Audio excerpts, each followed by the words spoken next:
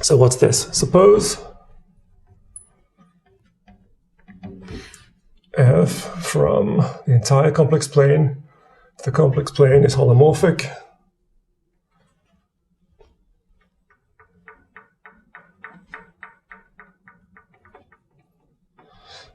and bounded. Then f is a constant.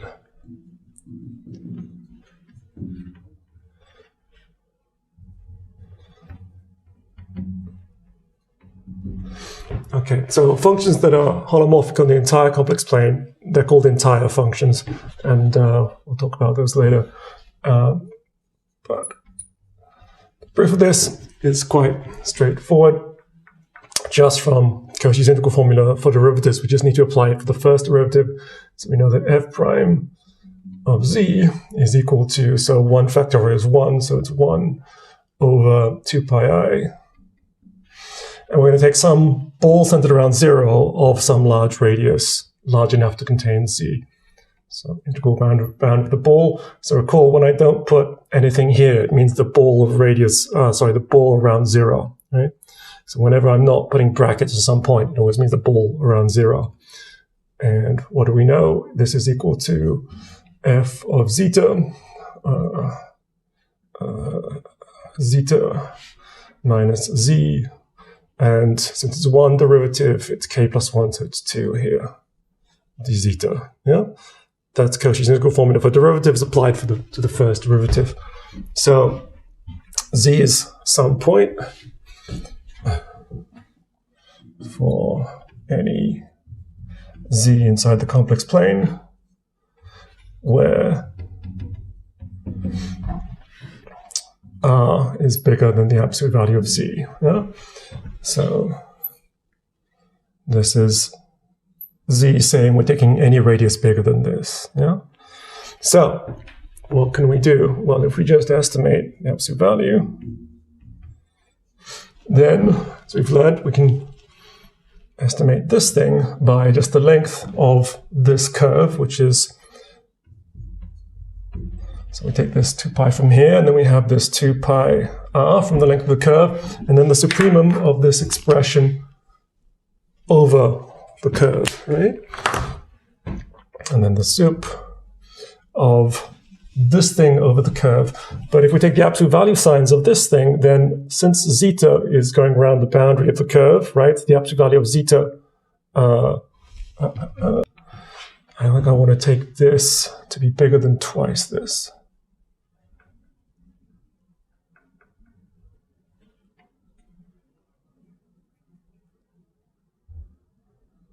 Like this. And then what do we have? Then we know that zeta minus z, absolute value, let's bound it from below. This is bigger than zeta minus mod z, right? And we are choosing zeta's on the curve, so that's equal to r. And this guy is less than half of r, right? So if we subtract half of r, then we still have this inequality. So this is bigger than r over 2. Yeah? So when we take the absolute value signs, we take the absolute value sign on this thing, and then the absolute value sign on this thing, and it will be bounded above by the smallest value this can possibly be over the biggest value this can be. Yeah? So I'll put this, I'll write this stuff down. So we have the supremum over the boundary of the ball of the absolute value of f of zeta over zeta minus z squared, absolute value, like this. Yeah? That's just this estimate we've used lots of times. So zeta belongs to this thing. And then the 2 pi's cancel, so we're just going to have r here. And then what is this thing? Well, the supremum of this thing is less than this guy divided by the smallest value that this thing can possibly be. So this is less than the supremum of around the boundary of the ball of absolute value of this thing divided by the smallest thing this can possibly be squared. So it's over 2 squared. Yeah? Cool. And what's that? That is less than 4 over r. And then actually the supremum of f is less than something because we're assuming it's bounded. So the supremum over the entire complex numbers of f of c, like this. Yeah? And that's true for every single r, which is bigger than twice the absolute value of z. Yeah? So since true for all mod r bigger than twice z,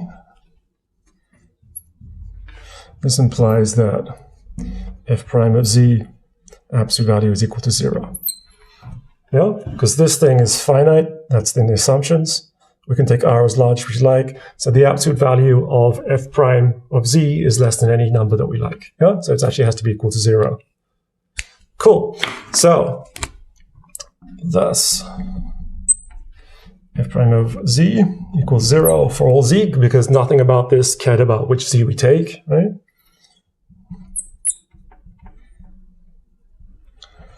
And that's it. That proves that it's a constant. Yeah. Cool. So very simple proof just from Cauchy's formula for the derivative. Yeah. Cool. Let's do another consequence. Many cool consequences. Next consequence. So corollary. I have difficulty spelling this word. Corollary. Every polynomial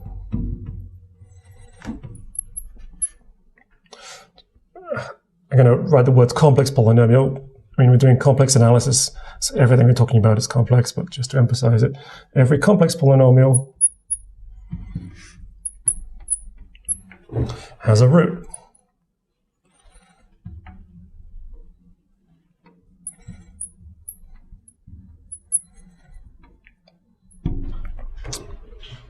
It's not a corollary of Liouville, but it's a corollary of, sorry, it is a corollary of Liouville. Take that back. Proof. Okay, so let's let P of z be a polynomial. So it's a polynomial. We can write it from the sum k equals 0 to n of ak z to the k for some complex numbers ak. A0, A1 to AN along the complex numbers, right? Okay, and suppose it's false. Suppose it doesn't have a root. Does not have a root.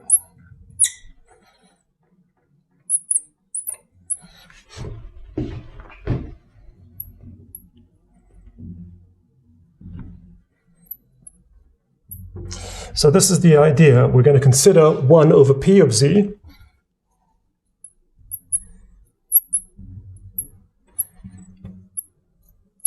Okay. And we will show that this thing is a bounded holomorphic function. Okay. So the first thing to note is that since P of z is never equal to 0, yeah, this thing is complex differentiable for every single z, so it is in itself a holomorphic function. So it's holomorphic on the entire complex plane by the assumption that P has no root. Yeah? Because we know the quotient rule for complex differentiation. We can apply the quotient rule so long as the bottom's non-zero, so everything is cool. Yeah? So it's holomorphic, and we're going to try and show that it's bounded. Yeah, we're going to try and show it's bounded. Actually, we're going to succeed to show it's bounded. Yeah, so we will show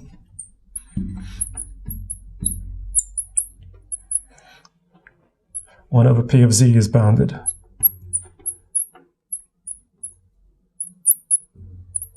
Okay, so I'm going to erase the board. While I do this, I want you to think about how can we show that it's bounded using the fact we're assuming that it doesn't actually have a root. Yeah? That it doesn't have a root. Okay, so we will show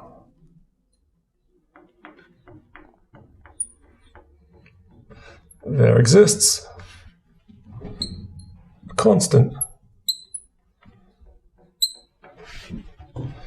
c bigger than 0 such that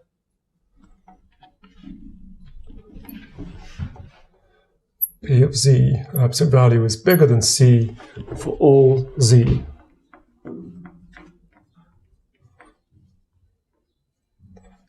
And once we show that, then 1 over p of z will be a bounded holomorphic function, right?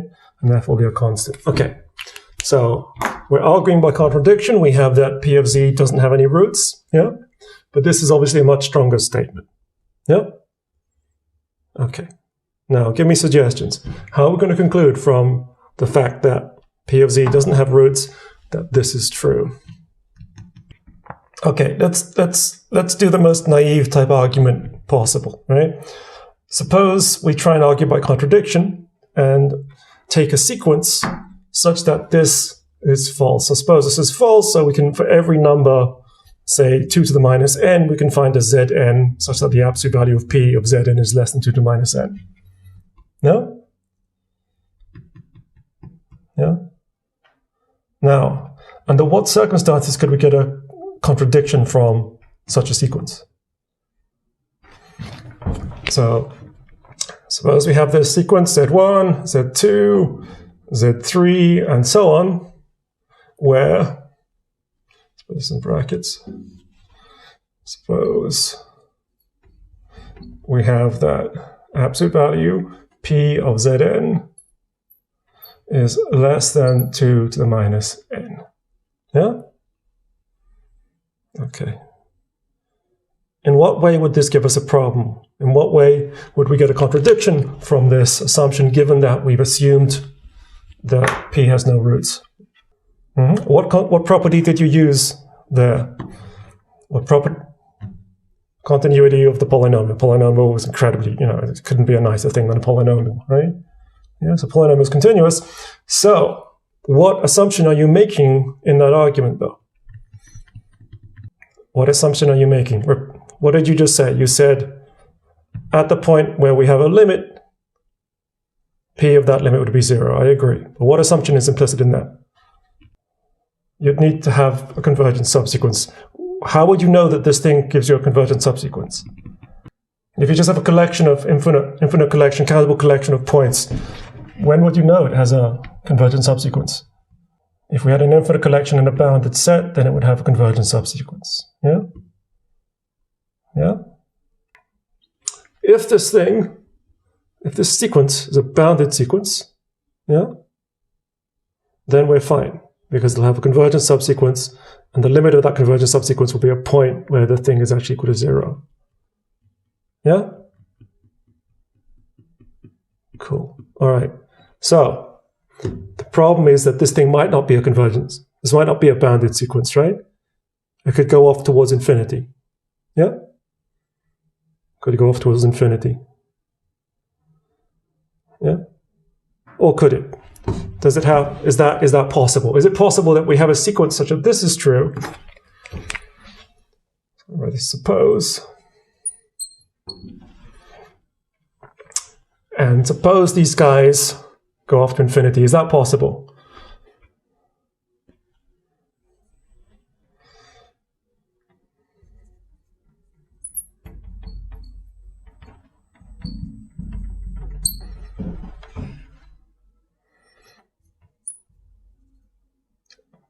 Even for some subsequence.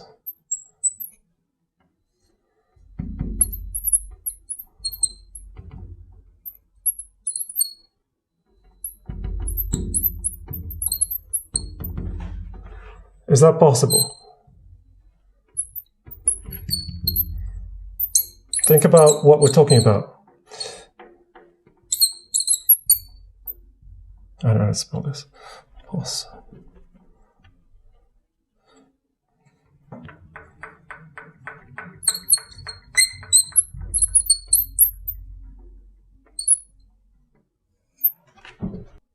r gets big, right? So if you're thinking of polynomials on the real line, it can go down. We can have z to the, whatever, x to the 3. But that's not what we have right here, right? We have a polynomial in the complex plane. Yeah. So recall P of z. Let's put its leading order term, a n z to the n, a n minus 1, z to the n minus 1, and so on and so on and so on. A1 z plus a0. Yeah. Yeah. And if we just had this term right here and nothing else, yeah, and we put the absolute value signs on it, right? The absolute value of z to the n is absolute value of z to the power n, yeah? And as z gets big, that gets big, yeah? So exactly as Laura says, the r blows up as the radius increases, yeah? And we also know that that's the leading order term. So for very large z, i.e. z whose absolute value is very large, this guy is way more significant than this guy. Yeah? That's the idea. That's the idea, and it's the correct idea. And then from that idea, we're going to express that in the language of maths to give us a proof. Yeah? Let's see how to do that. So if we look at this, then let's do the following. Let's divide everything by z to the n. So P of z over z to the n, we're just going to have a n, and then all these other guys will be lower order terms, or I should say terms of negative powers.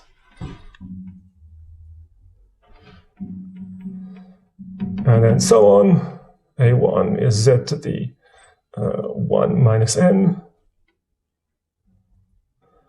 And then A0 is z to the minus n. Yeah? Yeah? So, for large enough z, by which I mean absolute value of z is large enough, this thing is really small, right? And so is this thing, and so is this thing, and so is this thing. Yeah? So, in particular, P of z over z to the n is bigger than or equal to the absolute value of an minus the absolute value of all of this stuff here. I'm not going to rewrite all of it. Just going to put it in a box.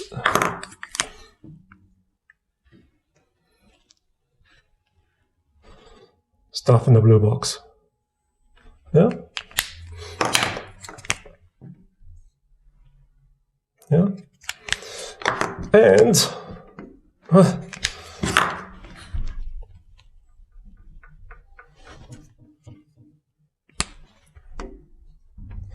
And the absolute value of the stuff in the blue box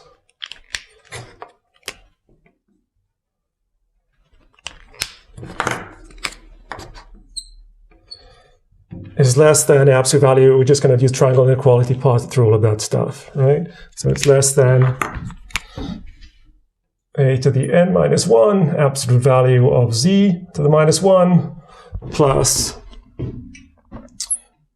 let's just do dot, dot, dot, plus dot, dot, dot, absolute value of a1, absolute values here, absolute value of z to the 1 minus n, plus absolute value a0, mod z to the minus n. These coefficients a1, a2, an, whatever, they're just numbers, whatever they are, they're just numbers.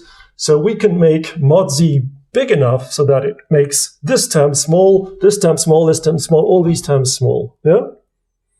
Yeah? So this can be less than absolute value of an over 2 for all mod z bigger than some radius r, or r0, which depends on our coefficients. So the way we write constants depending on other things, we write like this. So r0, which depends on our coefficients a1, a2, blah, blah, blah, an, and also depends on the number n itself. Yeah?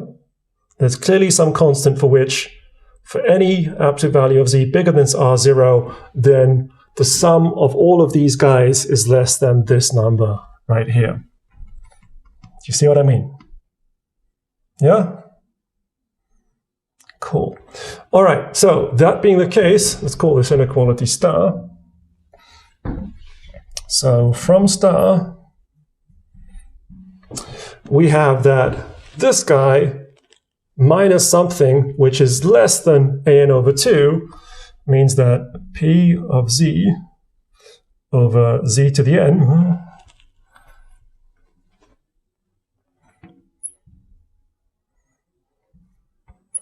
is bigger than the absolute value of an over 2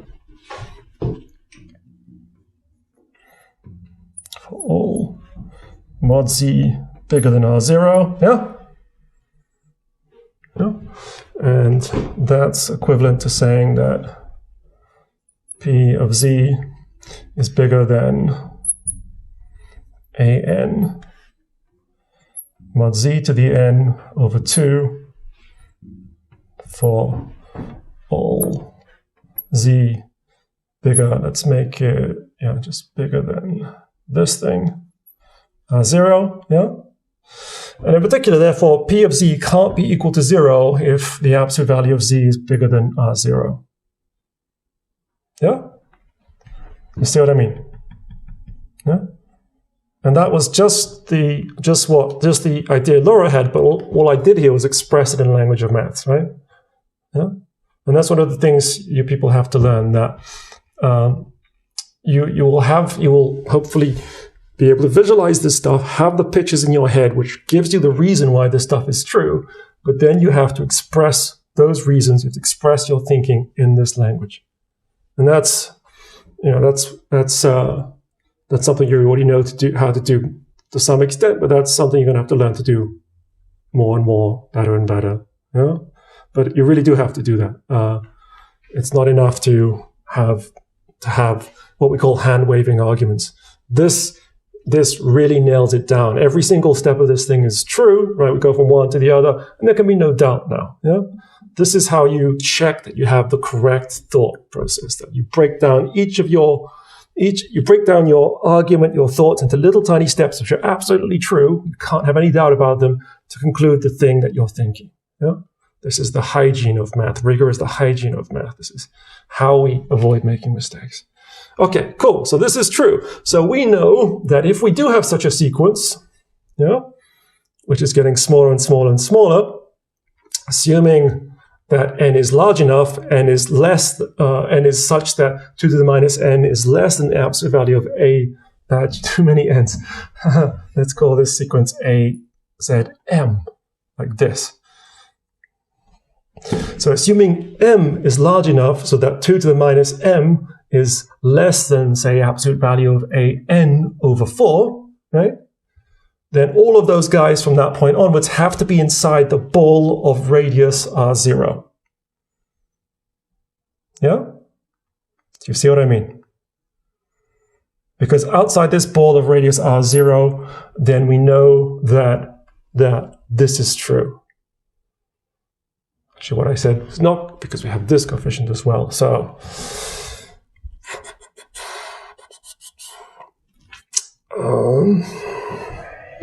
let's write this formally. So if m0 is such that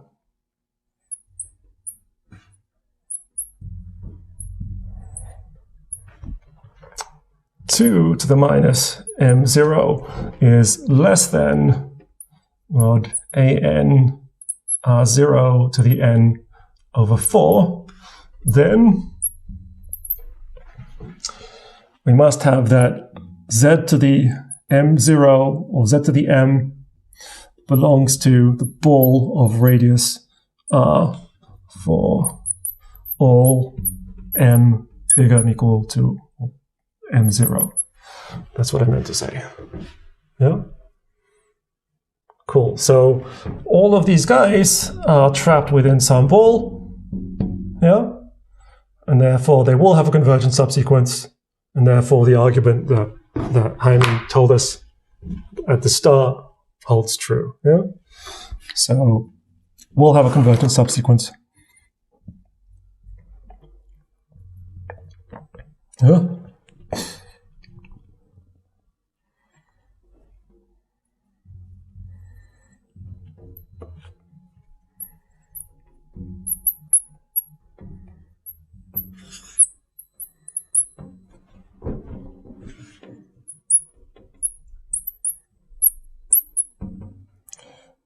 z to the km, where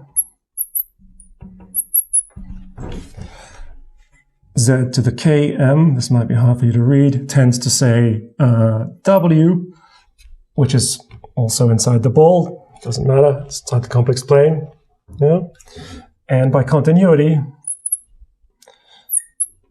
this thing is the limit as m tends to infinity p of z km, which is equal to 0 by our assumption here.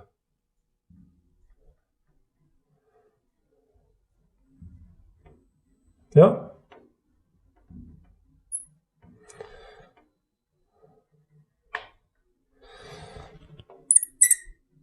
By star. Contradiction, because we argued by contradiction and then, start again. Yeah, we argued by contradiction and said, suppose there are no roots. Yeah? And we just shown there is a root. Yeah? Cool. So, going back, this means that we know that there is some constant such that this is true. So we've shown this now. We've shown this now. Yeah? We've assumed it's false. And from the assumption it's false, we got that p has to have a root. Yeah? Cool. All right. I want to try and complete the argument on one board. So let me erase this thing. Let's call this thing star star. The final thing over here. So I should write contradiction.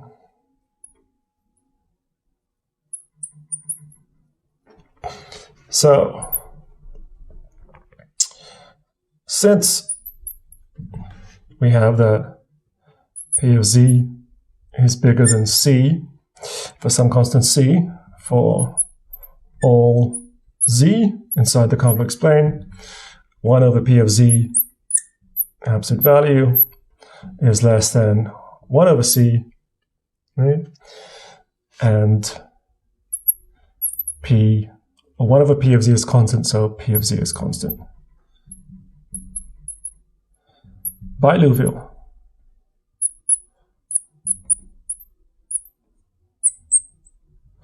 And that's the end of it. Yeah? That's the end of it.